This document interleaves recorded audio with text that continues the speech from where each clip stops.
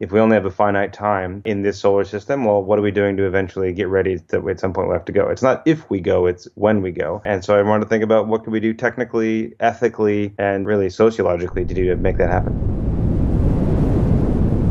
Christopher Mason, welcome to the show. Pleasure to be here. Thanks for having me. Do you know how I knew that me and you were going to get on just fine? It's when I found out that you were also a fan of Neil Stephenson's Seven Eves. Yes, the 5 books review probably you read, I imagine. Yes. Which was, if your audience hasn't read it, is really a phenomenal book, but is also terrifying in a lot of ways. But I think it is related to some of the things that I just wrote in my book. Yeah, in terms of thinking about what happens at the cusp of survival for our species and what do we do and how do we survive. So yeah, it's a great book. I'm sure it will be a movie at some point too. It has to be. It's basically written as if it is already so good. The first line, the moon explodes. Yeah. The first line of the book, the moon explodes. So anyway, like how do you get started thinking about creating a roadmap for us to leave Earth? It comes from really a place of hope. I actually think I'm a humanist. I like people. There's a lot of things that people do bad, but there's a lot that we do that's great in terms of poetry and music and science and the ability for humans to create things that will exist long past their own lifetime. And so, I mean, the most obvious example is people have kids all the time. But even historically, when people have built cathedrals that we knew would take generations to build, and also even just having science projects that can sometimes be multi-generational. Climate change is a good example. We're not doing it that well yet, and we could do it wrong there too. But there are many places where humanity has a lot that I think that is extraordinary, and I think it's worth preserving as long as possible. So I've always thought that. And as I became a scientist, I thought, well, if we're really going to exist as humans for a long, long time, we have to think about what is that time and then how do we do it. And the time frame I think about a lot is the end of the Earth because, well, once you read about that, it's going to happen. That's something I never forgot. So I think, well, if we only have a finite time in this solar system, well, what are we doing to eventually get ready that at some point we have to go? It's not if we go, it's when we go. And so I wanted to think about what can we do technically, ethically, and really sociologically to do to make that happen. The timeline has actually been moved up a little bit sooner as well, right? Originally, most people think that we've got about 4 billion years until the sun's going to expand and engulf the Earth. But in less than 1 billion years, it'll be getting pretty hot. A lot of oceans will evaporate and life's going to be very, very difficult. So the timeline has been hurried along, to say the least.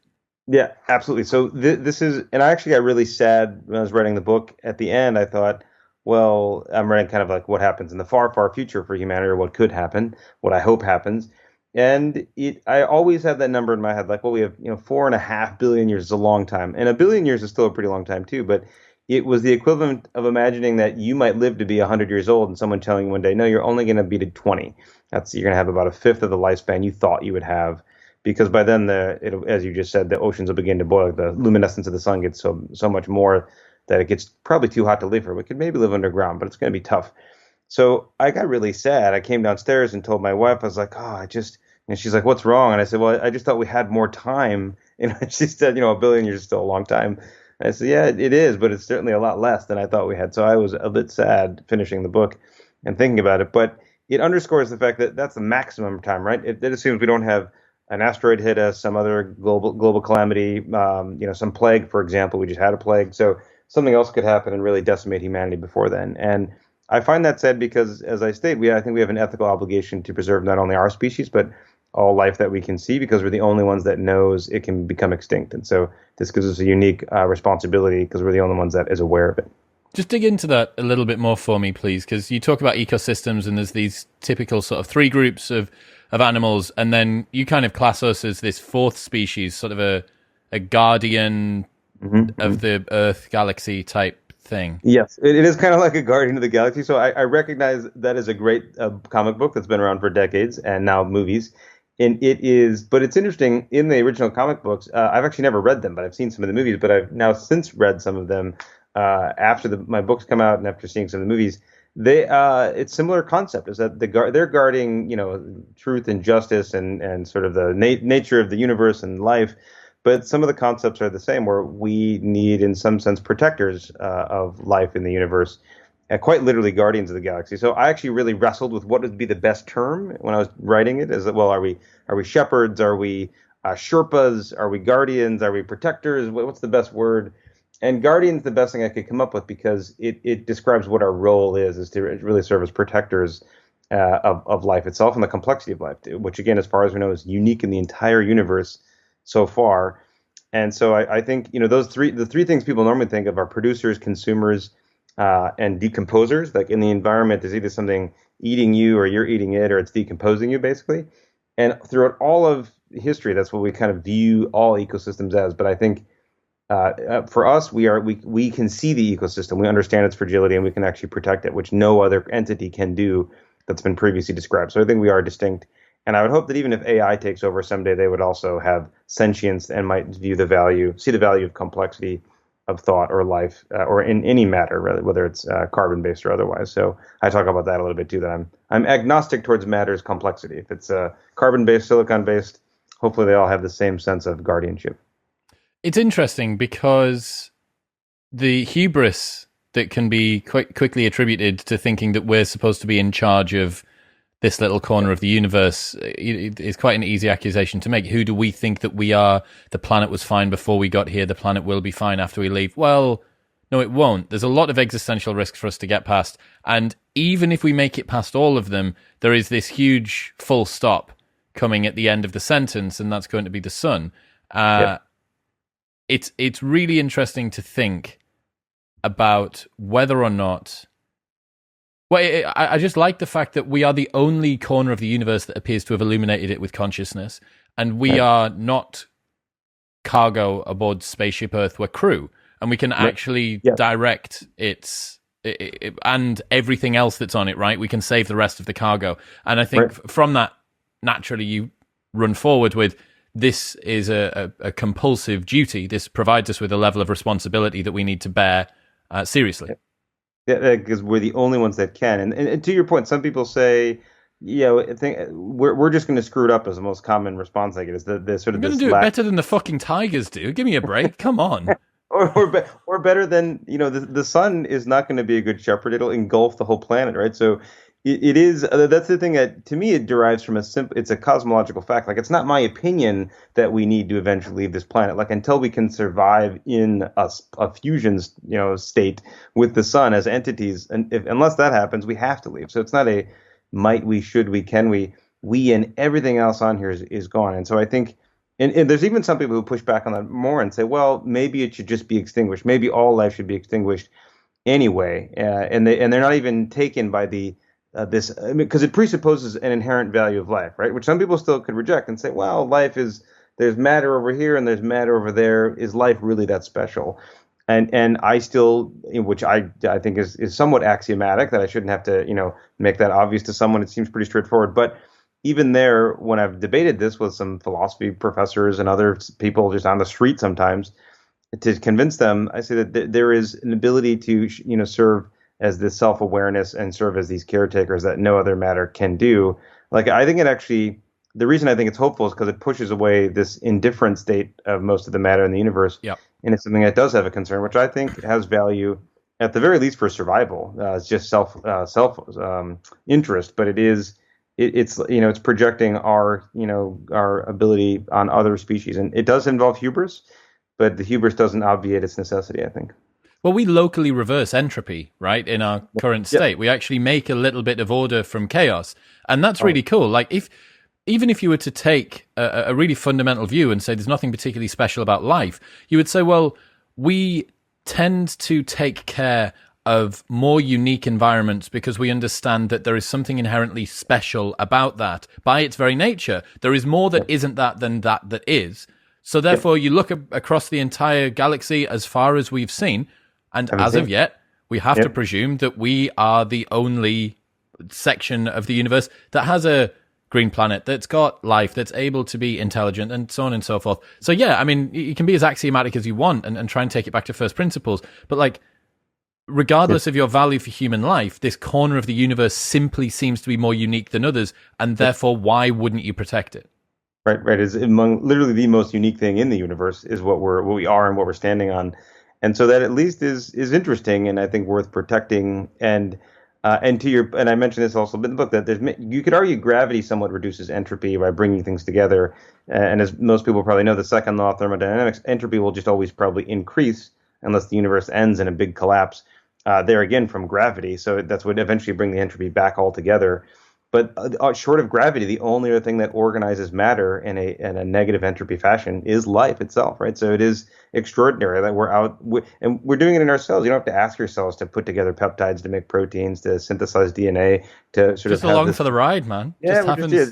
they're just doing all the microbes in us and on us. They're doing all their jobs. It is extraordinary, and we're just at the tip of the iceberg of what we've learned about the complexity of life, the biochemistry, its adaptability, our ability to even engineer life, or even just understand the basic genetics of life. It's just really getting started in the past couple of decades. So the part of the enthusiasm of the book is we're really at this. Really, the launch has just started. Like the engines of discovery have just been on for a couple of decades and have already found extraordinary things. So it was exciting to write. What's deontogenic ethics? So I tried to frame this in the book as a principle of because I really want to make it a moral argument. Is that why should we do this? And we just kind of covered some of this, of course. But I think I've been really taken by this ever since I took a philosophy class in college. Is that there's historically been two views of ethics, and one is basically the Immanuel Kant's categorical imperative, which is imagine if something that you did became a rule for everybody, how would the world look? And then you imagine the world and think, would this be good or bad? Most common example is if you steal a candy bar when you're a kid, your mom will say, well, you shouldn't steal a candy bar. I think if everyone stole a candy bar, then there'd be no candy bars. And you think, oh, okay, I get it. So even a kid can understand that. But this is also sometimes contradicted or battled with utilitarian ethics, which is the greatest good for the greatest number. We try to calculate what does one action do and the consequences of it, as well as what other people are doing, and try and get to a place of, the greatest good for greatest number overall. There's a lot of challenges with both of those ethical frameworks. Is how do you measure what some actions might do if only some of the population does it, or what for the greatest good for greatest number? How do you quantify the good or the bad? And it depends on where you are and who you are, of course. And even there's what's the consequence of your action, not the intent. And so there's a lot of ethical challenges. But that is the backdrop. I kept thinking, well, what's something that's before all of that? I think the most essential duty, and one thing I like about Kant is he talks a lot about what is our duty to other humans. I think we actually have a duty that even is antecedent towards our duty to each other, which is a duty just to do the existence itself. Like you can't have an ethical debate if you're not alive to have it. So I think the duty precedes it as to just for existence. As I like to say, existence precedes the essence of anything you want to do. So our genetic duty, our duty to propagate ourselves as well as to ensure livelihood of the things on which we depend, is the minimal duty just to survive. So is a genetic duty part one. The other part of it though is once you realize that and you're self-aware as a species, as we are, you then have a duty towards, I think, serve as their protectors. Because once you've become aware of extinction, you can then actuate it or you can prevent it. And so I think this is the other part of the genetic duty is to preserve the complexity of life and life itself. And so I frame that out as duties that are even before any other duty because everything else depends on them. So I call it deontogenic or the genetic duty, basically, and the ethical framework around that. Cool. I'm proposing an entirely new ethical framework because why not? I don't know. I just fuck it. I mean, you're also trying to get us to another star system within half a millennia. So just why not rewrite everything else about ethics as well at the same time. All right. So what's the end goal? Take me 500 years into the future. What are you hoping that we're able to do? So if all goes well, and as described, in fun and little parts of the book are kind of playful, where I talk about green humans that have chloroplasts in their skin and could be big, huge plants, which is fun to write about, and that calculations that would necessitate the changes to cells. So at the end of all that, I'm hoping that we have. What's interesting in the book, I don't presume any advances in necessarily propulsion or genetics beyond what we know today, with things that actually work today that we've deployed in clinical trials that exist in astronaut studies that we're doing as we speak. So just small extensions of what we're doing or small tweaks and then project reasonably 500 years out. I believe that we would have enough knowledge of the risk to the body and ways to mitigate them and even to repair cells or to even genetically protect the cells. We'll come back to that you could survive the trip out through interstellar space to another planet. And actually, we'll have enough exoplanets discovered that we would be able to know where to go. And so at the end of 500 years, I hope that we will have done testing and then begin to send people out on what are called generation ships, which actually is a 100-year-old idea. What if multiple generations live and die on the same ship on their way to a new star? But 100 years ago, or even 20 years ago, it was pure science fiction because we had no good substrate of genetics to understand, or we only had a handful of exoplanets discovered, all of them impossible for life as we know it today. But today, we already have several hundred planets that are likely habitable exoplanets, meaning they're outside of our solar system. We have a pretty in-depth knowledge of human genetics and microbial genetics and ways to modify cells to keep them alive, to resist radiation, to maybe get new tweaks and even new abilities.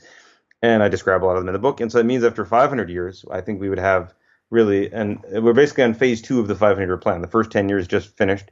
And I wrote about kind of this as a template about when I started my lab. And we just finished phase 1, which went quite well, I'd say. The first 10 years have gone quite swimmingly. I'll be dead for the vast majority of that 500-year plan. I'll probably die around somewhere between age 80 to 110, maybe, somewhere in there, I'm guessing, if all goes well, you know. But then at that point, we'll be able to head towards a new star and hopefully then become not just interplanetary, but interstellar in our state.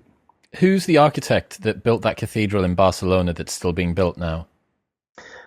I don't know which one. So it's huge. It's this huge, beautiful cathedral. Anyway, it's this really famous artist whose name escapes me. I went to go and see it and do the tour, which shows how bad my memory is. And he's done the same thing that you've done. He created this ridiculously long, elaborate plan, and then 100 years after his death, everyone's still having to adhere to it, and they're all still away doing the work, and he's long gone. He's chilling. Or even the first the lease for the land where the Guinness brewery was, the first lease that was signed by Guinness, the first brewer, was for 9,000 years. He said, "I want a 9,000-year lease." And they gave it to him. They said, "Okay, sure." So, the beer is still being brewed there. It's still we've only been 150 years or so. I was going to say like 8,850 years still to go. Yes, yes. It's a lot of Guinness. Well done, Grandad. All right, so how much does space wreck the human body? It's unpleasant, especially in the first few days, and where the astronauts get what's often called puffy face, where they look a lot, basically because your body is built to push fluid, essentially up, because you're used to having gravity trying to push it down, so it has to keep circulation going. Suddenly, you don't have that downward force, so generally about 2 liters of fluid goes from your legs and lower torso to your upper body, which makes you kind of puffy. And essentially, eventually, the lymphatic system in the body adapts, and you get mostly back to normal. But there's just lymphatic and sort of fluid shifts changes as soon as you get up into space. Sorry, just to interject there, man. Like, isn't that crazy? The fact that no human in all of history ever went to space, ever existed in zero gravity, and yet our body is able to adapt itself. Like, it takes a bit of time, and you look like a basketball for a little while or whatever. But right. Like, that's so fucking cool. It's amazing, and I think the adaptability and plasticity of the body is extraordinary, and so that writ large, it's rough on the body, but the body recovers. We saw this with Scott Kelly, with other astronauts. We published a study on 59 astronauts just a few months ago, and everyone has a different reaction to it. We can see some people have huge spikes of cortisol as soon as they get into space, and you can see the body kind of freaking out, saying, "Holy crap, I'm in space!" Hence that notion of "I'm used to gravity. The history of my entire species is used to gravity, and I don't have any right now. So what the heck?" But the body adapts. And then we can see some people have the spike in cortisol, and then it comes right back down. Actually, Scott Kelly was cool as a cucumber after the first couple of days. But other astronauts have the spike, and it stays pretty high. So they actually are still kind of adapting. And, Scott is a veteran. The astronaut Kelly has been up there 4 or 5 times now. And he, so some of this, I think he's gotten used to it. But it is extraordinary that the body can get into a situation it's never seen before and adapt quite well. A great example of this, though, is even our adaptive immune system. Like, we can see a pathogen that our body, by definition, is new and has never seen before, and essentially interact with it, engage it, digest it, create T cells and antibodies that will recognize it, and then be ready for when they see it again. So it's really this beautiful component of human biology and many other species that have adaptive immune systems to be so responsive to the environment. And we did it because we had to be, because the microbes reproduce faster than we do, and they're mutating faster because they have crappier polymerases that copy their DNA or RNA. So we kind of had to make it that way. But in any case, so the question of what happens to the body, you have a lot of the fluid shifts, and the body adapts to that. There is increased radiation. There's, of course, you're in a more isolated space. You're in a place with less people, so there's changes in your microbial environment. There are just hazards cognitively. You're in a very stressful environment, again, far from friends and family. It's tough on the body. But the two biggest things we worry about are the change in gravity fields, and then also the radiation. So, and it's important to say it's not that there's really technically zero gravity, because there's still plenty of gravity. You're just at the place where you're falling with the space station at the same rate. So it feels like zero gravity, but you still have gravity. You're just falling. So technically, it's called change in gravity fields, you could say, as how it's experienced. So those are the two big things that drive a lot of the changes. And so what happens is your microbes change in your gut. We see a lot of spikes in the genes that activate for the immune system, especially. As soon as you get up there, the body... They just think that you're under attack. It basically, all this molecular signatures appear as if the body's on high alert, thinks it's maybe attack, an infection, it's not clear, but a lot of the same signatures for those medical events spike up when you get into space, and even more so when you get back to Earth. And a lot of these same, what are called cytokines, which are these molecular kind of signals that cells send to each other about what's happening and should they launch a response, an immune response, for example. These are heavily activated in flight, and then also when you get back to Earth. So that is a consistent feature we've seen for all the astronauts, is this kind of immune sort of signature and stress. And even, there's, because of that stress, it's not necessarily good or bad. It really depends on the astronaut, because your immune system being on high alert could be good, because then you actually could adapt and be aware for any potential pathogen. The bad thing, though, is if your immune system starts to attack itself. Essentially, this is what autoimmune diseases can do, and really wreak havoc on the body. We don't see that for astronauts, but just to make the point that just having activation of everything is not necessarily a good thing, but it's not necessarily bad either. And we've seen for a lot of the things that changed in flight, they almost all went back to normal within a few months being back on Earth, in terms of the genes, the microbes, these cytokines, these things that changed. They all were pretty relatively quickly back to normal in a matter of either days or weeks, and in some cases a few months. But the other thing that changed, for example, telomeres got longer in space. So these still basically bookends at the end of your chromosomes that keep your DNA packaged and safe. They actually got longer in space, which at first we thought was maybe just something weird about astronaut Kelly, but now we've seen it in every astronaut we've looked at. This work with Susan Bailey. So far, it's 12 out of 12 for the astronauts that we've looked at. Their telomeres get longer in space. We think it's two things that are driving this: is that there is a little bit of consistent low dose radiation that they're experiencing, which we've seen if you do this for other organisms like malaria, Plasmodium falciparum. Their telomeres also get longer if you do low dose radiation. Which do they live longer? They don't. Well, they don't live. No, they did not, because eventually it went away. But after the radiation was stopped, it went back. So it's two things. It's a bit of a response to the cells to turn on telomerase, to elongate the actual telomeres. And also, we think it's killing out the low dose radiation is going to kill out and remove some of the cells that were close to dying anyway, so that your average telomere length goes longer, because you're getting rid of the cells that were that had the shorter telomeres anyway. So it's those two things together. But then it goes back to normal. Once you get back from space, then then it goes quickly right back to normal. That's an interesting one. That's like a radiation hormesis effect thing that you've got going on there, almost, that you're stripping away the unused ones. All right, what's the longest that anyone's ever spent in space in a single go? In a single go, there was a cosmonaut who did it. I believe it was 540 days is the record. I have to double check that, but I believe it was a cosmonaut. So the record holder. So Scott Kelly went up for 340 days. There was the longest is about a year and a half, or it was around 540 days, if I recall, was a cosmonaut. And so that is the human record so far. But there are plans afoot to try and break that record in the next 4 or 5 years, if all goes well.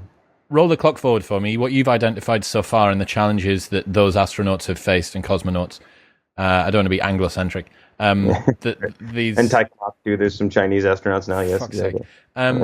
That these people that go into space have had to face, that's limited to a year and a half.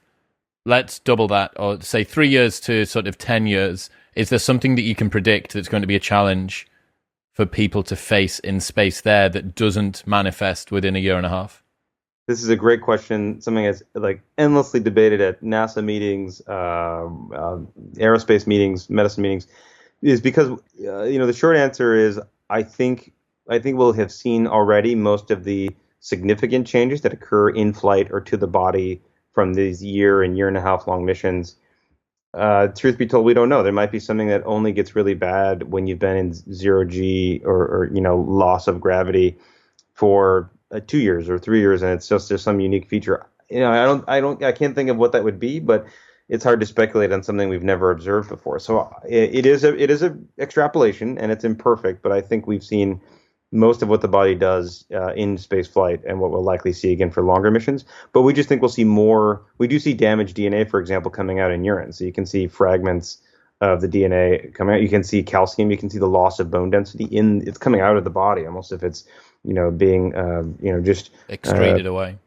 Like just you can see the loss. So it's really striking to see that loss just coming out of the body. So I think we'll just see more of those. I don't think we'll suddenly see dramatically new differences in the urine that we're getting and the molecules in the urine. I hope, but we'll find out soon enough. Presumably further and further away from the sun as well, less magnetic protection from the Earth, from radiation, from solar flares, from other bits and pieces like that.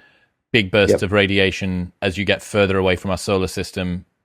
That's par for the course. Yep, it'd be a bigger problem. So the Van Allen belt we're living in this wonderful protective magnetosphere, and once you get outside of that, you're much more at risk. And so there's a lot of space weather satellites and researchers that are constantly tracking sunspots and solar activity. Hopefully, we could warn some of the astronauts before it were to hit them, because we have enough time before it would get there. But but even there, if they go into a slightly more protected chamber of a spacecraft, it's not going to be like living under 20 feet of rock or something, right? So it's going to be limited protection. But we're hoping, there are ways to do electromagnetic protection, and some things I talk about in the book are genetic protection tools where you can activate genes temporarily, for example, DNA repair genes, and then turn them back off. And so again, this is not yet being tried in humans. It's mostly just in cell lines and in animal models. But we know that technically it's possible, and so it would have to be really rigorously demonstrated in clinical trials for safety and efficacy. But at least we know conceptually it's possible to do such a defense. Your suggestion is to kind of add in either genetic modifications or epigenetic modifications that can be switched on and switched off, kind of in the same way as at the moment people that go to space have protective suits. So you need a particular augmentation to you as a human in order to survive a non-typical environment. And your suggestion from genetics is just to provide the same, but internally as opposed to externally. Why do you think this is a very touchy subject for people? Is it just naturalistic fallacy? Is it something sacred about the current human nature? Both are active threads of thought where people say, you should never adjust the natural world, because if it's natural, it's perfect. Although, as we've already described earlier, if it's natural and it's only staying here, it will not be perfect. It'll be gone. So smallpox wasn't too good either. Yeah, and no one has problems saying let's eradicate severe pathogens. Like no one's saying save the COVID, right? That's not happening. It's not, there are certain times where we decide, and rightly, that there is a deontogenic framework that's being violated by another organism, right? In this case, if some organism is inhibiting the ability of another organism to live at all, or especially to serve as guardians or shepherds of other life forms, then that is bad in that ethical framework. It is something that you should remove. You're actually doing the right thing by getting rid of a existential threat to you. Now, you have to balance that, because sometimes a threat to one organism is helping for another. So there are places where it's much more complicated. And there may even be some place where smallpox is helpful to something somewhere, but not that we know of. But you have to make the value judgment, and under the deontogenic framework, it's a no-brainer. It's really easy to say, that is ethically bad. And so some of the pushback on it is, how could we make sure it's safe? How can we make sure that that this is efficacious?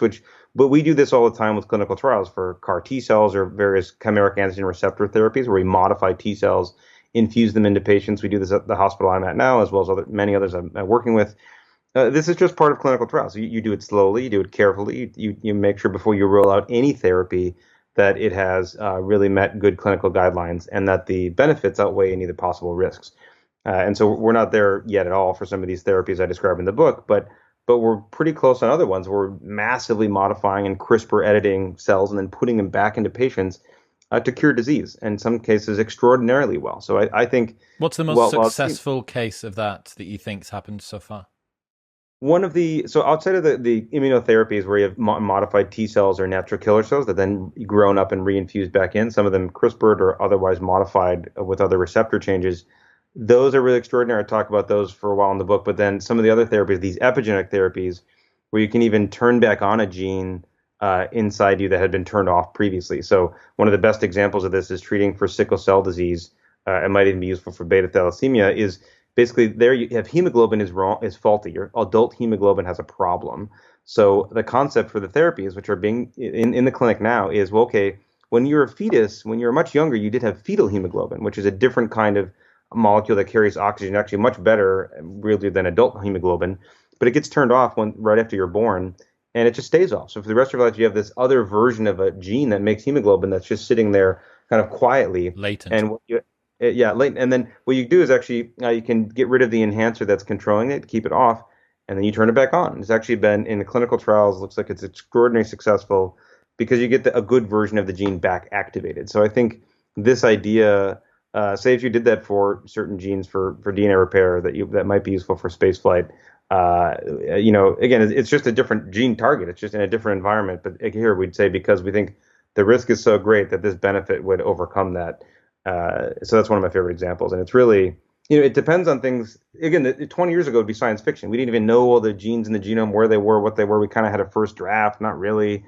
The tools, the technologies to do this editing also were very nascent. And now you can CRISPR things at whim. We have high school students doing CRISPR. It's you can almost CRISPR in your kitchen if you want to. You actually can. There's home kits you can if you want to. So it's crazy. It's an amazing time. Are you working with Dr. David Sinclair on this? A bit, actually, on some of the, we've chatted a bit on some of the longevity, basically cells he's looking at. So looking at the epigenetic changes to what happens for some of the treatments he's thinking. Yeah, so we've actually been back to back at like 3 conferences recently where we end up just being in the agenda. And usually I'll speak first and say, here's what we need to do for the next 500 years. And then he'll say, and here's how I hope we'll live to be 500. Yeah. Good.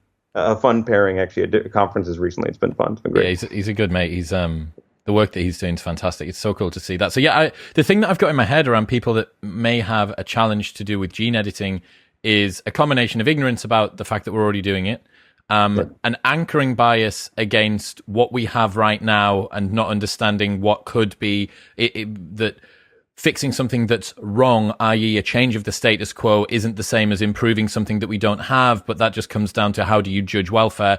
And then it's just scope neglect. It's just not understanding what the outcome could be if we don't get this right. And this is something from reading Toby Ord's The Precipice that really sort of force-fed me an understanding. If you fully see yourself as a steward of humanity and as someone that's supposed to leave the world in a better place than when you found it, you can't just be thinking globally, you need to think pan-generationally. So it's not just about everybody on the planet right now, it's everybody on the planet forever. And everybody that could then come from the planet thereafter as well.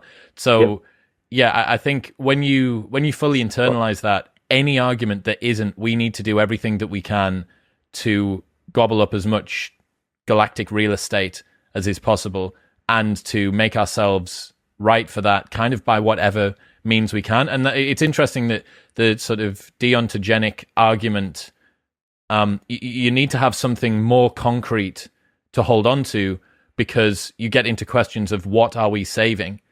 How far can we change ourselves whilst still being ourselves is a question that you inevitably end up encountering. And I suppose that sort of human values, the fundamentals of what we are to be human, the genetic so on and so forth, kind of that's the ground, the foundation upon which everything else grows out.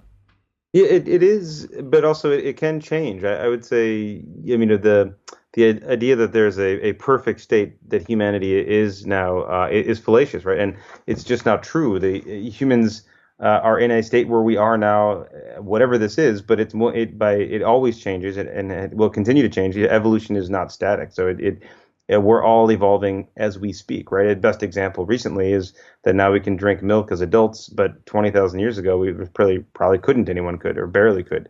So the selection for a pretty interesting adaptive trait for adults based on diet is really recent and interesting. Even just, how people have different hair, eye, and skin color is a reflection of a few 100,000 years of migration around the planet. It has already led to really dramatic changes. So we're continuing to evolve. And I think that even if we evolve to a place where there's literally a different species, like say there's people on Mars for 20,000 years and at some point they can no longer reproduce with people on Earth, that may happen, but it's not necessarily a bad thing. They're just more people. And also, I describe in the book a concept of planetary liberty, or even that cellular liberty, is that you're no longer subject to the whims of the genetic deal that you got as an embryo. You can fix things that are broken or even modify things that you want improved, very much as a right, as what your genetic rights are as an individual, is that you should have full autonomy and control over your DNA, which doesn't really exist in most legislatures or in sort of any laws anywhere. But we have versions of this. We have reproductive rights. We have rights about privacy. We think about this a lot in current laws, but nothing about the right to do something with your own cells or your own DNA. But I think that very much is your right, and this includes the ability to live on more than one planet. So if you do your genome editing accurately and correctly and broadly, you'll increase your planetary liberty. I would actually think it would be sad if you had to engineer humans so much that you send them to Mars and like, okay, good, congrats, you can live on Mars now. We've made it so you're perfectly suited for it, but you can never come back to Earth. I would find that to be a technological failure. We should, if possible, expand the number of places on which you can live, including planets. That's an expansion of liberty. Liberty gives you a choice to do anything you'd want. And so if we do it right, you could, expand the planetary liberty, I say, or cellular liberty of which planet you can live on. Why should we take a bath in yogurt? So I find it to be very soothing. I describe that. There's some little nuggets in the book that come up here and there, like taking a bath in yogurt. I have coated myself in yogurt. It sometimes be really a recreational thing. I do it when I'm hungry and I want to sit in a bathtub full of something. I find a bathtub full of yogurt is great. You can dip a spoon in and then just eat it. A bathtub full of barbecue sauce is even better. I highly recommend it. Or maybe I could think of other sauces. Maybe in the UK, you could think of not hot sauce though. I imagine that's probably uncomfortable hot after a while. Tough. It's tough on the mucous membranes. I don't remember that. I don't recommend that. Yeah.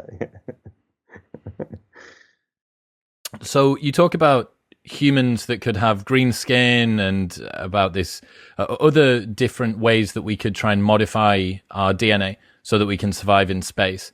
What I think is a more interesting question than that, or at least for me, are the ethics around what it means to travel for a long time.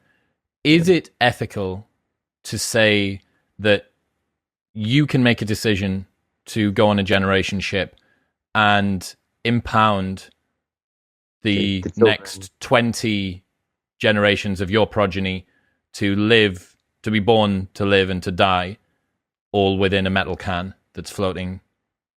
From a deontogenic ethics framework, it is 100% ethical because it is what enables us to survive long term along those goals.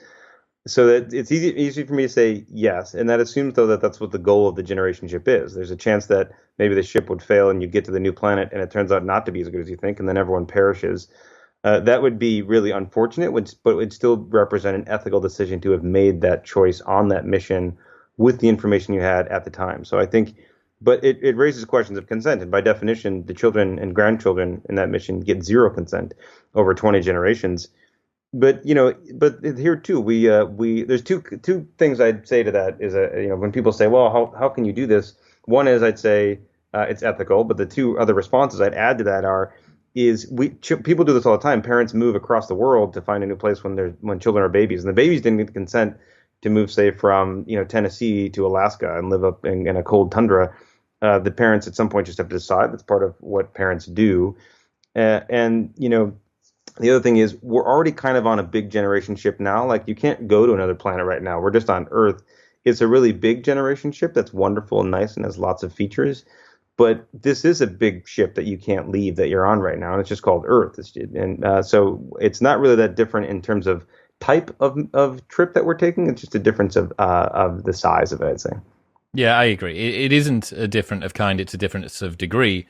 But the difference of degree from an individual's level it's a very, very large price to pay. Yeah, for sure. You didn't ask to be here. You didn't ask to be put on this ship.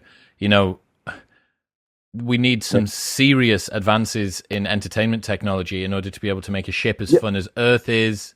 It's likely that there's going to be some suffering on the grand scale when we think about how human civilization is going to work. Even if you sort of add a utilitarian sort of stint to this and you think, oh, well, maybe this particular generation ship with, let's say, 20,000 people, probably not, but let's say 20,000 people suffer on this generation ship in order to facilitate 1 trillion people on a new planet. You go, well, like that's a fair point. But still uncomfortable for 20,000 people for whatever, 400 years. But you would maybe hope that they I do the math on the sort of trajectory and the mechanics of spaceflight. It would be about 400 years or so, hopefully. But what if, those people on the ship felt like they were, the chosen ones, if you will, or the ones that really were the vanguard of humanity and were enabling an entirely new epoch, and maybe they would be excited by it. And I think you're right. Also, I described in there again, 20 years ago, 20, 30 years ago, it'd be really hard to imagine having the totality of all of human culture on video, like Netflix, for example, or these ways where you can watch almost any video that's ever been made or listen to any song that any human has ever created and have that indexed in with you. And you'd also still get updates because you can still send, of course, radio waves to the generation ship and get the latest episode of whatever comedy might be coming out or something. So you could still get updates while you're traveling farther from Earth. But you could be pretty well entertained with VR, AR sort of systems. If the transhumanists get their way, you're going to be able to be in hereto unforeseen states of bliss constantly from the moment that you're born until the moment that you die. And if all that you need to be is this sort of vessel to continue human civilization, or if David Sinclair gets his way, you only need one generation. Maybe two, and that's not so bad, right? Yeah, that would be fabulous. He just posted a picture earlier today. He sent me a message. He's with some turtles. So he's turtles I've seen that as well. He's on holiday. 300 years old, and he's so there's precedent that life can live pretty long. Humans have not quite done it beyond 122 yet.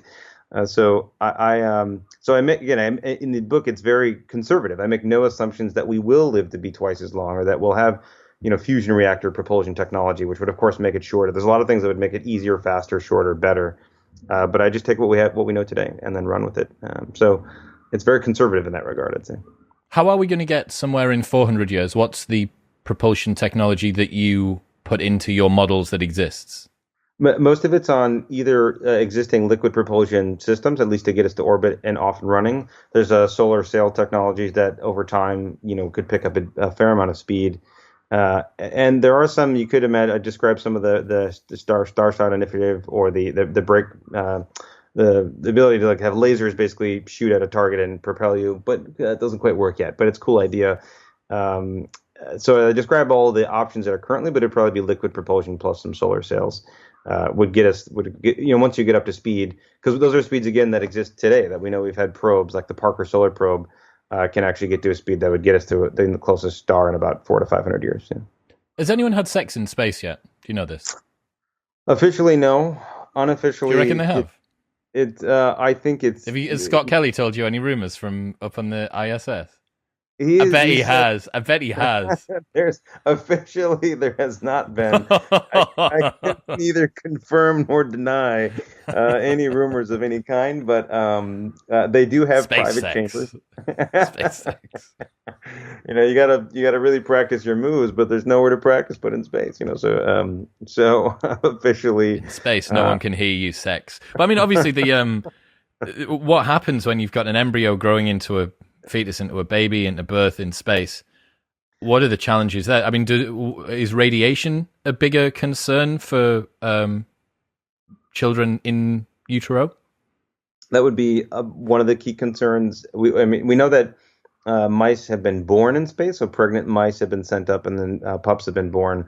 Human embryogenesis has proceeded out for days, so we know you can get to the early stages and get towards, say, gastrulation and early parts of developing the embryo look like they will work, but we've never had a whole beginning to end embryogenesis towards birth of any creature yet in space. There's been some Drosophila, I should take that back. So we know, for example, they have been able to be born invertebrates. But for a complex mammal, all the way from beginning to end, we think it should work based on the data so far, but we don't know yet. Like, especially when you get outside the Van Allen belts and you go for a true interstellar trip, the radiation is going to be a big concern. But that being said, if we have all the tools of molecular biology at our fingertips and we could, resist the radiation, tweak it, modify the cells as needed on the way, that might be one way to prevent some of the damage or to repair it if it's detected. What about social and mental issues in space? Let's say that we're not doing the transhumanism, like just strap yourself into an IV of MDMA for 80 years and give birth. Like, David Pearce is going to be upset, but it doesn't really matter. What about social issues? And anyone that's read Seven Eves, it's fucked, man. Like, the president ends up with a steak between her tongue, and she can't speak, and everyone starts end up being cannibals and eating each other's legs. Soft cannibalism, they call it. Soft cannibalism. That section of the book freaked me out totally. But it freaked me out because it seemed not too far from what might actually happen if you put people in these little capsules and say you're stuck up there, and you might be able to get somewhere in a few hundred years, and we're not sure, and the moon exploded, and the Earth is being bombarded, and you can't even live on it, so we don't know. The description in the book of the social breakdown and just the cognitive loss of being tethered to any kind of reality, it was haunting because it seemed pretty probable. Like you're like, well, I could really see this happening. And also, it was a bit of a critique on the social media world in which we live today, is that you can have people end up getting so caught up in concepts that they lead them to do really insane That things. they Like, for literally example, eat their own legs. eat their own legs because someone said it was a good idea, and say, well, okay, maybe that is a good idea. And like, well, I've got nothing else. I'm stuck in this space experience. Or even like the Pizzagate scandal, the guy who heard that there was a sex ring that was at a DC pizza restaurant went there with an assault rifle just because he read about it and said, I'm going to go and start to threaten people with a gun.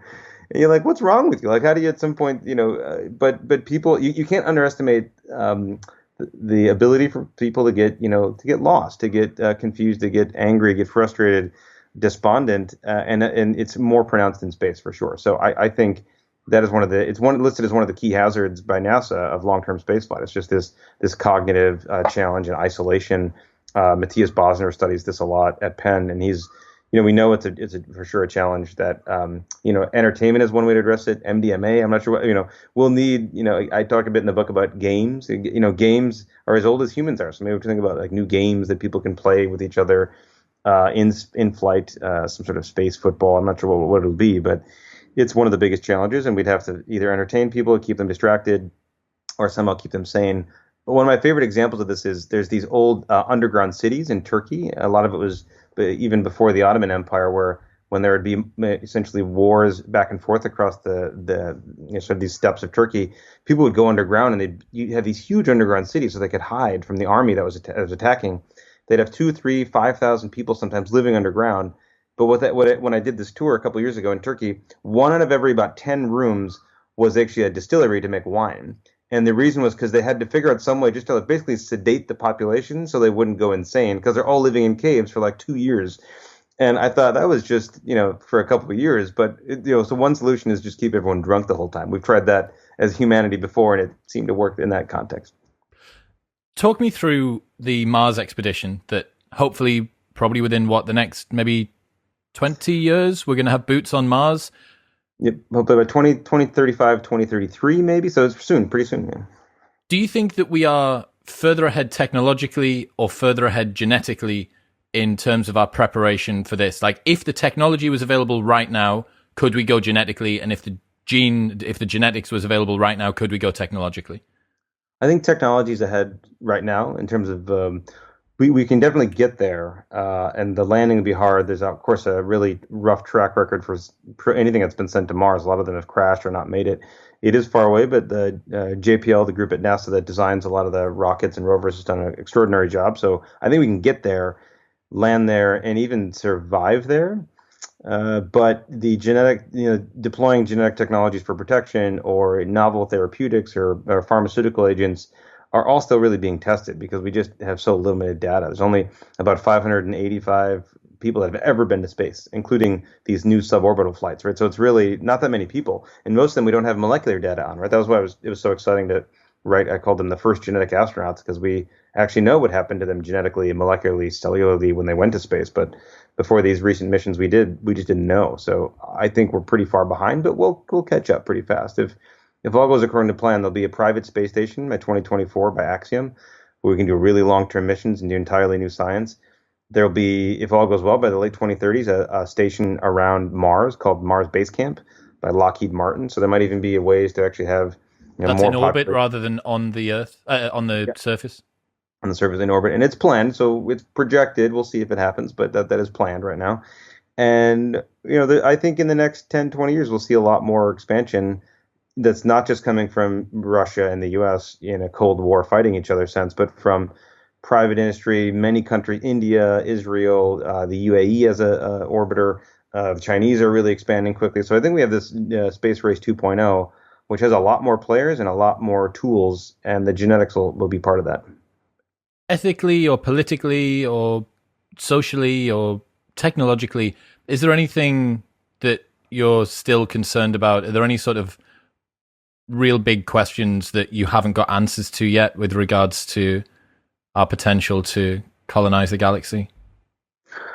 I think nothing. I think it's just a question of will and of coordination. I think we have a lot of the tools that exist already. Some of it's even just is framing it, like even the term colonizing the galaxy. There's such a loaded word to colonize, and even settlement as a loaded word. So you almost said like explore the galaxy, or to to serve as guardians, or to expand life. But it's colonization. But we want to have all the good of colonization, which is just the exploring part, but remove all the parts that were exploitative, that were disruptive, that were disruptive and destructive, that decimated entire ecosystems, brought pathogens, did the opposite of deontogenic ethics, right? That basically just destroyed everything in its path. And so what I'm excited about is I think we've learned as a species, right? We have a greater awareness and consciousness of how we deploy technologies and tools, not just on Earth, but also when we go into space. So I'm an optimist, because I think there's evidence for it. We've learned from it. Infant mortality is lower than ever. Literacy is higher than ever. By most quantitative measures, humanity is really learning and doing better.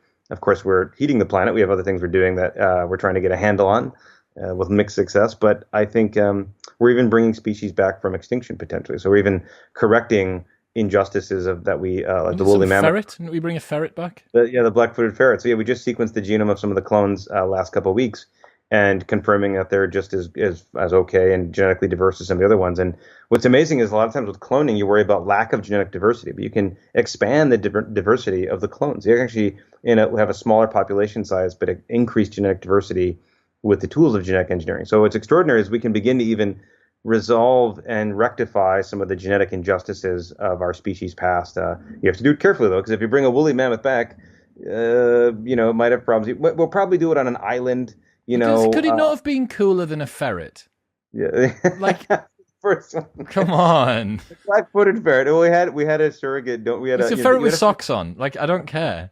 But they're really cute. The cuteness factor was really high for the Revive and Restore project with Ben Novak and all the team. It's a great group. It's really it's conservation brought to the molecular and genetic level. And so I think that same ethos is what's described a lot in deontogenic principles. Is that, well, what is our duty? What is our goal? And what's a duty for our species? Everyone, the duties that you normally have in life, you could abrogate or give up on, like to a marriage, to a country, to a family. But this is something that I think is actualized upon awareness, that it's an inherent duty for our species. Do you think that we are spending too much or too little attention on capturing galactic real estate? We're doing it. It's slow. So I think that one of the big challenges is the Space Act prohibits people from owning any land outside of Earth, including the moon, but it doesn't prohibit mining it. So you could actually create these hollow asteroids where you've mined everything out and you didn't ever own it, but you extracted everything out of it, and that would still not violate the the Outer Space Treaty, I should say.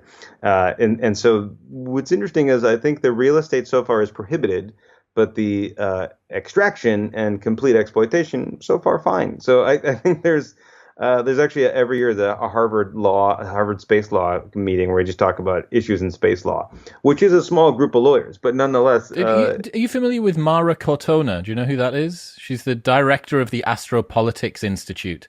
No. She looks at the politics of space, and she's been on the show. And dude, I am fascinated by that. By what does it mean to own an area of space? What does it mean to that stuff's amazing. Great. But I mean more than that. I mean in terms of the attention that's being paid to finding ourselves new places to live by going out into space. It's an easy critique to say there's lots of injustices here on Earth. We can chew gum and walk at the same time. Like it's more than possible for us to do multiple things. But if you had a God's eye view and you were able to move some of the resources around, do you think that there should be more of an impetus for us to apply pressure to this? To get to find more exoplanets, you mean? To do research for propulsion, to do research on genetics, should we be paying more attention? Or are we paying the appropriate percentage proportion of attention? I think we should pay more. Again, I'm biased because I'm a geneticist and a space enthusiast, and I just wrote a book about this. So of course, I think it should be more. But I think in proportion to what we've done before, the GDP of the United States, for example, it used to be almost 5% of the country's assets were being spent on space exploration, space technology, propulsion, and now it's about 1/10 of that, right? And so we know that we know that we can do both things, for example, at the same time. Like we passed the Civil Rights Act, the Voting Rights Act in the 60s while we were getting ready to go to the moon in the United States. And so we can make social progress, make economic progress while exploring the universe. So I think we definitely can walk and chew gum at the same time. We should invest more in it because really the rainfall of side effects from the technologies that you develop for space help medicine, they help transportation, help a lot of industries. Because in space, you're forced to think in very small spaces with very limited energy. It forces inefficiencies that helps everything else you do at a terrestrial scale. So I think, why not? And there's been a lot of analyses of the economics of NASA and how much money's been spent. And it's usually the estimate that it leads to about 1.5 to maybe twofold. For every dollar you spend, you get that dollar back either in a new business, a job that's created, a technology that's licensed, some economic output that is writ large good. So I think, there's probably some things that are more inefficient than others for any project, and maybe some are more productive than others. But writ large, more investment would probably lead to a lot of downstream benefits, without question. I'm sure you'll be familiar with Nick Bostrom's thesis that he says every second that we spend not capturing the stars, we're losing forever a part of our bubble, right? We have this expansion, and it means that over time we get less and less that we can have that. Anders Sandberg, also working out of the Future of Humanities Institute, his new book, which isn't going to come out till next year, is about how we would landscape solar systems and different galaxies by physically moving stars and planets around. So we're getting towards sort of the real limits of what's possible, at least in theory. I suppose our theories are at the limits of what's possible. And then you take that to the nth degree. You go all the way to the very, very, very final moments of the universe and make a justification for why changing the fundamental substrate that we are built on would be a good idea. Just let's finish with that. Yep. And there was the depressing part of the book again, reading the very end of the universe, because it begs the question. You say, okay, you move to a new star, like, well, congratulations, but then the same thing's going to happen to that star. You go to the next one, the next one, the next one, onward to another galaxy. Inevitably, you say, well, either the universe is going to collapse back into itself, or there'll be a big rip, or there'll be, a heat death, an entropy of the universe. In some way, the universe at some point will end or change in a way that we probably wouldn't necessarily live through. But I make the argument that if we know, for example, it's going to continually move in on itself in a big crunch where all the matter recoalesces and maybe makes a new Big Bang, what if the next Big Bang, the next version of the universe, life doesn't emerge? Or if it doesn't emerge in the next 500 or 1,000 iterations of the universe? What if this is it? And what if this uniqueness of life is really not just unique in this universe, but in all universes that ever could be or will be? And so I make the case that if it's a deontogenic question, the answer is clear. You would prevent the death of the universe or in any version of it to preserve life. And so you would, if we had the tools and the technologies to actually fundamentally restructure space-time, I think we should do so, because there's no guarantee that anything else will serve as a shepherd for the universe. I think if we could have a universe that has an ability to make and preserve universes, that would be something I think a universe would want. I kind of anthropomorphize the universes, but if I was a universe, that's what I would like, I'd say. Yeah. Yeah, that's real big picture thinking. Christopher Mason, ladies and gentlemen, the next 500 years engineering life to reach new worlds will be linked in the show notes below. Where else should people go? Any other stuff that you want to plug? We have a Twitter handle is at Mason_labs. And Mason Lab is the lab at Cornell. Also, bought the books are everywhere books are sold. You can get it obviously on like Amazon and Barnes and Noble and other websites, MIT Press. And then also I'd say, a lot of the work is on NASA's websites for the exoplanets are fun to dig around in, and also on Instagram, Christopher.e.Mason. But some of that includes family random photos. But my Twitter feed is the most common science feed, I'd say. I love it. Cheers, Chris. Thanks so much. Pleasure. Thank you very much for tuning in. If you enjoyed that, then press here for a selection of the best clips from the podcast over the last few months. And don't forget to subscribe. It makes me very happy indeed. Peace.